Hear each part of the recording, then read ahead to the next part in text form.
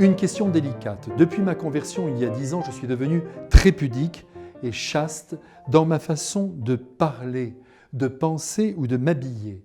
Moi qui ai toujours aimé aller à la plage et me baigner, je n'arrive même plus à me mettre en maillot. Je ne veux plus que l'on voie mon corps. Suis-je normal ? Eh bien oui, vous êtes normal, en ce sens que vous avez tous vos esprits. Je vois que vous réfléchissez à ce que vous vivez de plus curieux ou de plus douloureux, mais en revanche, vous n'analysez pas avec justesse ce qu'exige de vous le Seigneur. Où avez-vous lu dans l'Évangile qu'il ne faut pas aimer la vie avec tout ce qu'elle nous offre, à commencer par notre corps, qui certes ne doit pas être idolâtré, mais aimé ? Je ne sais pas par quel processus vous êtes entré dans cette négation de votre corps. Peut-être des personnes qui professent un christianisme qui se recommandent d'un 19e siècle par trop janséniste vous ont-elles influencé ? Si c'était le cas, il est clair que vous n'êtes pas sur la bonne voie. Il faut absolument que vous gagniez en liberté. Votre corps n'est pas indigne de Dieu. Vous pouvez aller à la plage et vous baigner sans crainte. Jésus se réjouira de cet instant de relaxation que vous vivrez dans la mer qu'il a d'ailleurs lui-même créée.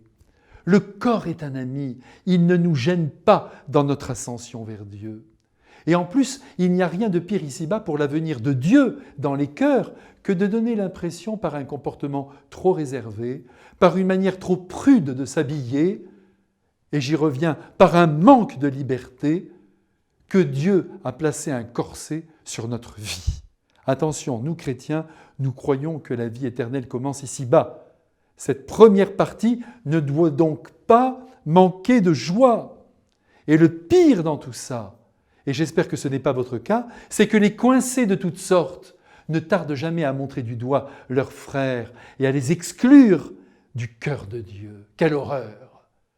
Bien sûr, il y a une mesure à tenir, une pudeur à honorer, nous sommes d'accord, et notre temps n'est pas très fort de ce point de vue-là. Mais ce n'est pas une raison pour serrer les fesses face à la vie. Nous devons être, nous les enfants de Dieu, de grands vivants qui apprécient la vie et qui la servent avec élan et enthousiasme. Et rions aussi de nous-mêmes, ne nous prenons pas trop au sérieux. Je vous souhaite donc de passer un bel été sous le soleil de Dieu, libre comme l'air, qui lui aussi, comme vous, vient de lui. À bientôt!